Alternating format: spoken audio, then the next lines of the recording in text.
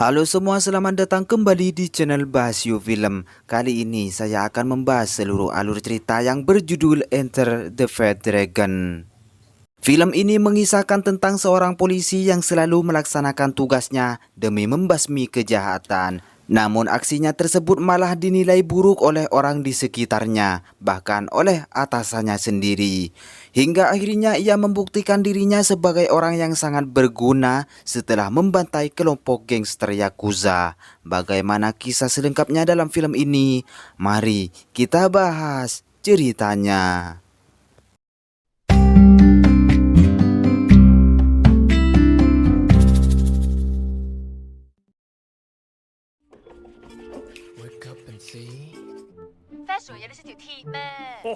Diperlihatkan kepada seorang polisi bernama Zhu. Kisah diawali ketika ia pergi menemui calon istrinya yang bernama Kier dengan tujuan ingin melakukan foto bersama.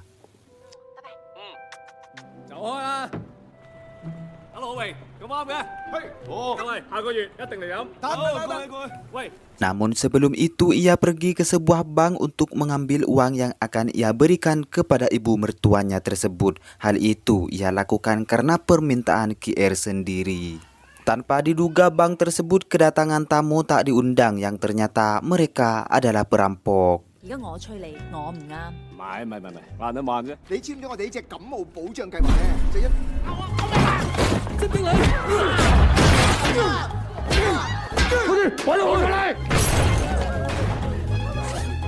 Sebagai seorang polisi, Zhu tak tinggal diam melihat aksi perampokan yang terjadi di sana. Dan seketika itu juga seorang pegawai bank tersebut berhasil menyalakan alarm emergency yang membuat beberapa polisi berdatangan.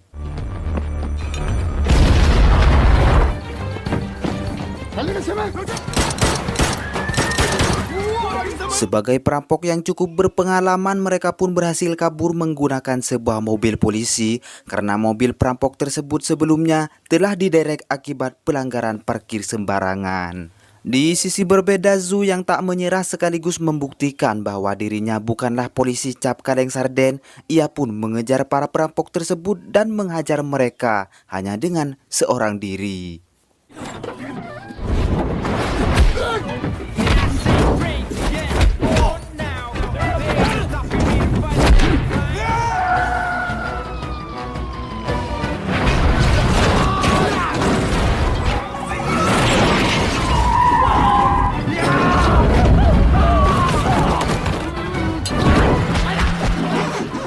Di waktu yang sama, dua mobil wartawan yang tak mau ketinggalan pun meliput baku hantam tersebut dan menyiarkannya secara langsung.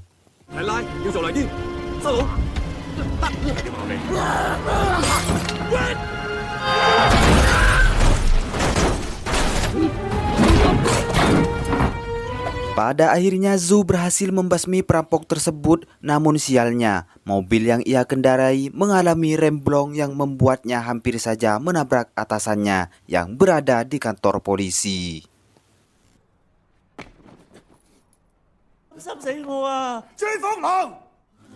Dan akibat kejadian itu, ia pun diliburkan beberapa hari ke depan. Di sana ia juga heran dengan dunia saat ini karena menurutnya ia telah melakukan hal yang positif. Bahkan beberapa waktu yang lalu ia telah berhasil memberantas penjahat dan juga memecahkan beberapa kasus kejahatan. Dengan apa yang telah Zhu lakukan, ia pun mendapat penurunan pangkat secara sepihak oleh atasannya tersebut. Sedangkan salah satu rekan Zhu yang kerjanya tidak becus pun malah mendapat kenaikan pangkat.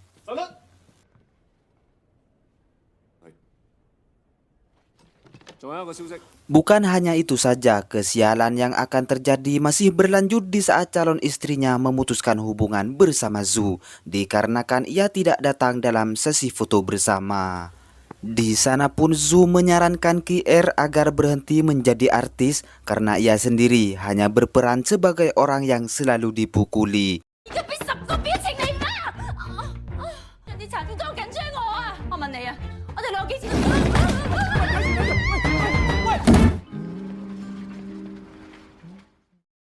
Esok harinya Zhu menjalankan aktivitasnya untuk bersepeda bersama seorang rekannya yang bernama Chen. Namun secara tiba-tiba ia mengalami sebuah kecelakaan yang cukup serius. Sejak saat itu Zhu hanya berdiam diri di rumahnya dan tanpa melakukan aktivitas seperti biasa. Zhu menikmati masa liburnya dengan menghabiskan banyak makanan sekaligus menonton film kesukaannya. Bahkan di saat Zhu kembali bertugas, ia tak lupa membawa banyak sekali makanan karena mulai saat ini dirinya dipindahkan ke tempat lain yang dianggap cukup membosankan. Dengan pekerjaan tersebut yang hanya makan dan duduk saja, hari demi hari pun ia jalani dan menjadikannya sebagai seorang yang gemuk, yang minim akan aktivitas berat.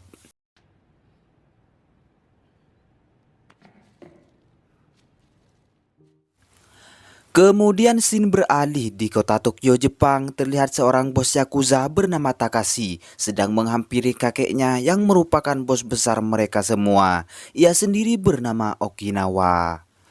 Diketahui kedatangan Takashi ialah untuk membicarakan perihal pengalihan hak bisnis yang akan ia jalankan. Okinawa pun berpesan bahwa dirinya akan mengundang seorang artis demi kelancaran bisnisnya. Namun sang kakek tampak tak begitu menghiraukan hal tersebut dan malah mengajak mereka untuk menonton film komedi. Sementara itu, Chen yang kini naik jabatan, ia memperkenalkan Zhu kepada seorang sutradara film dewasa yang berasal dari Jepang. Ia sendiri bernama Yuji Yamamoto. Terungkap bahwa Yuji Yamamoto adalah salah satu korban dari perampokan yang terjadi sebelumnya dan untuk sekarang ini ia telah mengalami hilang ingatan. Chen meminta Zhu untuk mengembalikan Yamamoto ke negara asalnya dengan alasan ia merupakan salah satu buronan kepolisian Jepang. Dengan perintah tersebut ia menjalankan tugasnya dan tanpa diduga ia bertemu dengan Kier di dalam pesawat yang hampir tidak mengenalinya karena postur tubuh Zhu yang mulai melebar. Kebetulan Kier juga akan pergi ke Jepang dengan tujuan untuk menghadiri sebuah acara sang kakek yang tak lain adalah Okinawa. Terlihat di sana pun juga ada Takashi yang menemani perjalanan Kier. Bye-bye. Setibanya di Jepang, Zhu disambut oleh petinggi kepolisian Jepang yang bernama Tuan Endo dan juga seorang penerjemah wanita yang bernama Maggie. Di dalam mobil tersebut mereka mencium bau kentut yang belum diketahui siapa pelakunya. Hingga akhirnya Tuan Endo menuduh Yamamoto dan langsung membawanya ke sebuah toilet. Ternyata Tuan Endo berniat ingin membunuh Yamamoto dengan menyewa seorang pembunuh. Tapi beruntung Yamamoto berhasil melarikan diri walaupun tanpa celana, yang membuat para wanita di sana histeris ketakutan.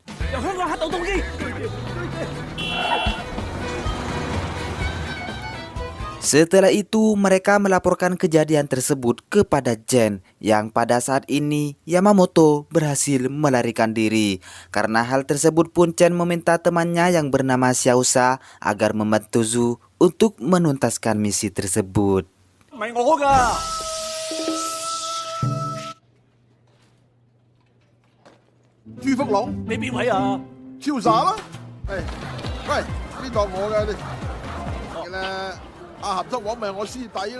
Di tempat berbeda, Tuan Endo yang kini berhasil menangkap Yamamoto, ia pun akan menyerahkannya kepada seorang yang tak lain adalah Takashi. Di sisi berbeda, sekelompok Yakuza membuat kericuhan di sebuah rumah makan dengan maksud untuk menagih hutang pemilik tempat tersebut.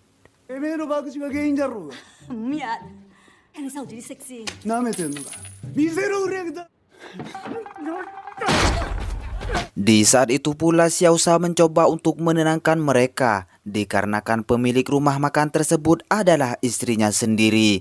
Alhasil ia pun dihajar habis-habisan oleh gangster itu. Beruntung saja Lin yang melihat pamannya sedang mengalami kekerasan. Ia pun segera mendatangi pamannya tersebut untuk membantunya dan memberikan sedikit perlawanan kepada gangster itu. Begitupun dengan Zhu yang tak ingin ketinggalan pun dengan sangat berani ia menghajar gangster tersebut menggunakan kungfu yang dikuasainya.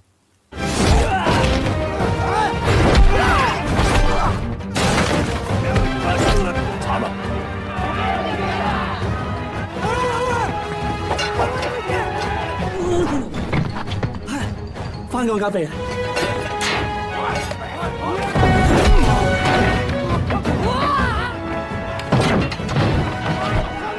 Tak lama berselang beberapa polisi mulai berdatangan dan bukannya menangkap gangster tersebut, mereka pun malah membebaskan mereka. Sehingga Zhu yang ada di sana sangat bingung dengan apa yang telah ia lihat saat ini. Di sisi berbeda, Yamamoto tengah dihajar oleh Takashi dan anak buahnya, yang ternyata beberapa waktu lalu di saat Yamamoto melakukan syuting, tanpa sengaja ia melihat mereka yang tengah menyelundupkan beberapa narkoboy. Ia mencoba untuk merekam kejadian itu yang kemudian salah satu dari mereka mengetahui tindakannya tersebut. Dengan begitu mereka pun telah lama mencari keberadaan Yamamoto sendiri.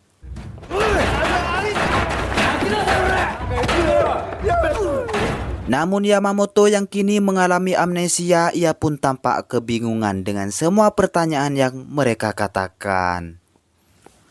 Esok harinya Yamamoto telah ditemukan tewas di sebuah dermaga. Tuan Indo yang juga ada di sana mengatakan kalau Yamamoto mengalami overdosis setelah mengkonsumsi beberapa narkoboy dan ia pun memutuskan untuk bunuh diri.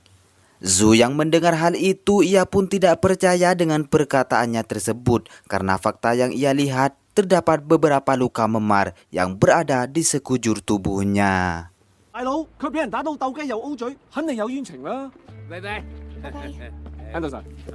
Setelah itu Zhu mendatangi rumah Yamamoto, ia pun ditemani oleh Xiaosha demi mendapatkan informasi sebenarnya tentang kematian Yamamoto. Terlihat Zhu menemukan sebuah handphone rusak yang telah disembunyikan. Beberapa hari kemudian Lin berhasil memperbaiki handphone tersebut dan menemukan sebuah video yang telah rusak, dan untuk memperbaiki hal tersebut ia membutuhkan waktu cukup lama. Kemudian Zhu dan Xiaosha pergi ke acara Okinawa dalam rangka pengalihan hak bisnis kepada Takashi. Di sana pun QR juga turut hadir sebagai seorang tamu istimewa. Dan tanpa sengaja Xiaosha melihat ikan segar yang terjatuh dan ia pun segera untuk menyantapnya. Alhasil dengan adanya beberapa narkoboy di dalam ikan tersebut, Xiaosha mengalami sedikit sempoyongan. Mereka yang mengetahui hal itu berniat ingin menangkap mereka, namun ia melakukan sedikit perlawanan dan terjadilah kericuhan di tempat tersebut.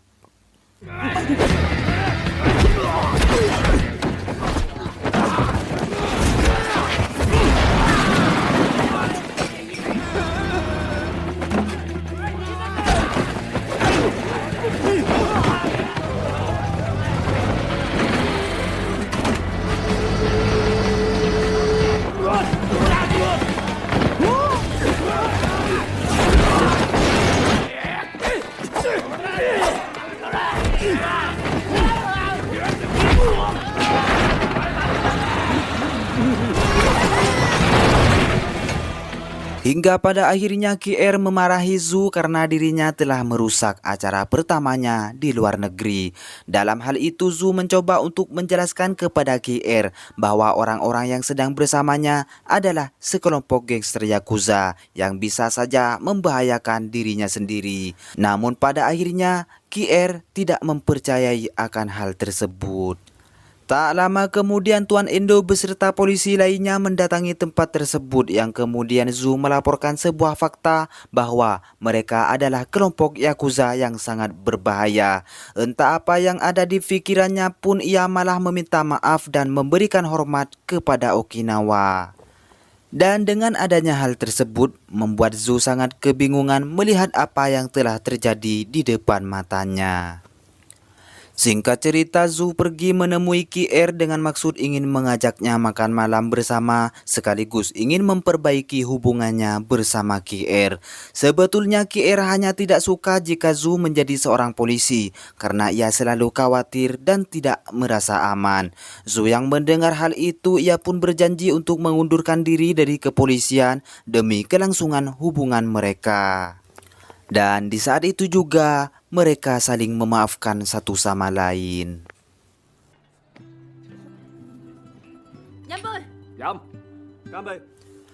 Kemudian Chen memerintahkan Zhu untuk segera kembali ke Hong Kong dikarenakan tugasnya tersebut yang telah usai. Namun Zhu yang masih ingin menyelesaikan tugas pribadinya itu, ia pun menolak permintaannya tersebut.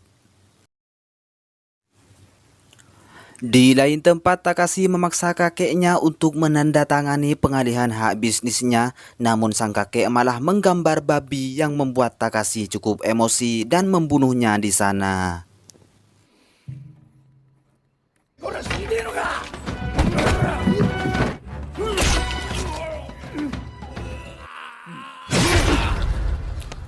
Di saat itu juga QR yang berniat ingin mengundurkan diri dari pekerjaannya tersebut. Takashi malah menangkapnya, entah apa tujuannya itu.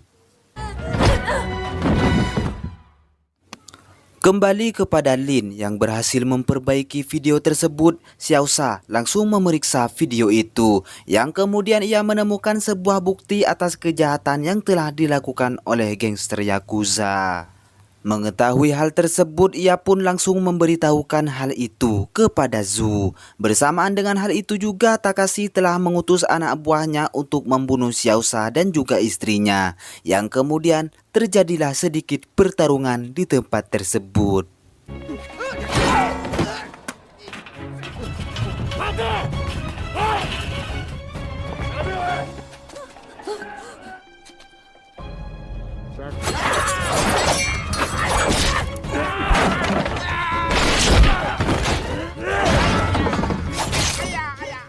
Pada saat itu juga Zhu datang tepat waktu, ia pun langsung menghajar mereka semua untuk menyelamatkan Xiaosha dan istrinya.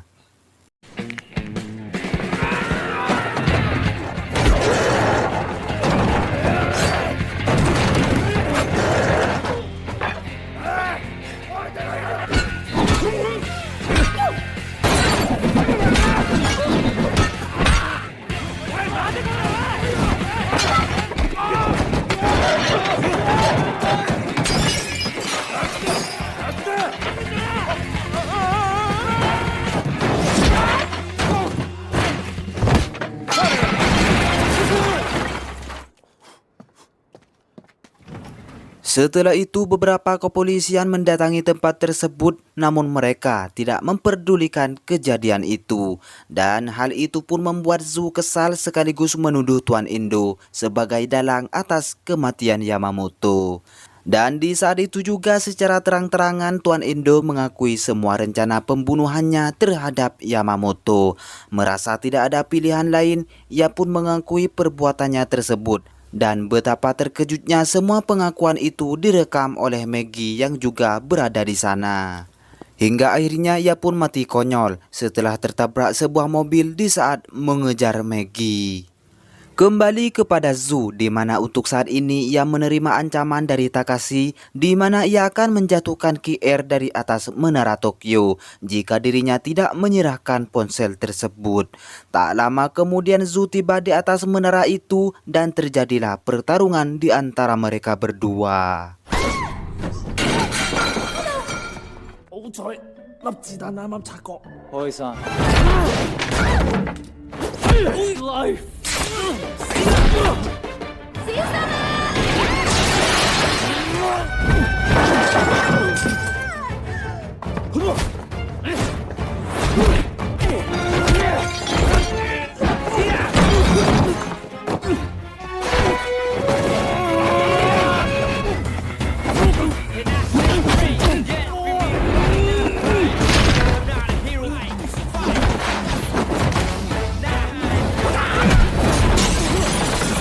Sementara itu Chen dan Maggie membawa helikopter untuk membantu kedua rekannya tersebut. Dan tanpa diduga, Takashi kembali bangkit setelah Zhu menghajarnya habis-habisan. Hingga akhirnya pertarungan di atas menara pun kembali terjadi, dan yang lebih menegangkan adalah ketika Maggie kehilangan kendali di saat mengendarai helikopter itu.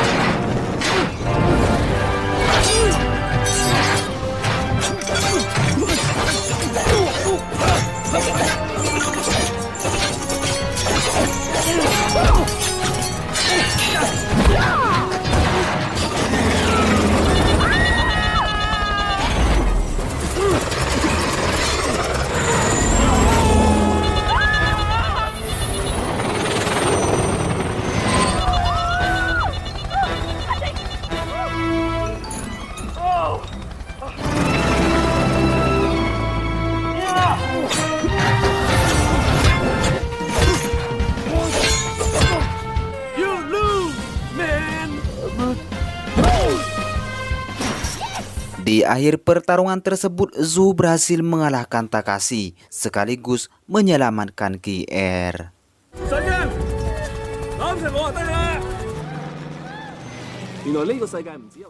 Beberapa hari setelahnya, mereka pun hidup bersama dengan penuh kebahagiaan. Dan disinilah juga film pun berakhir. What do you wanna be? What do you want to hear?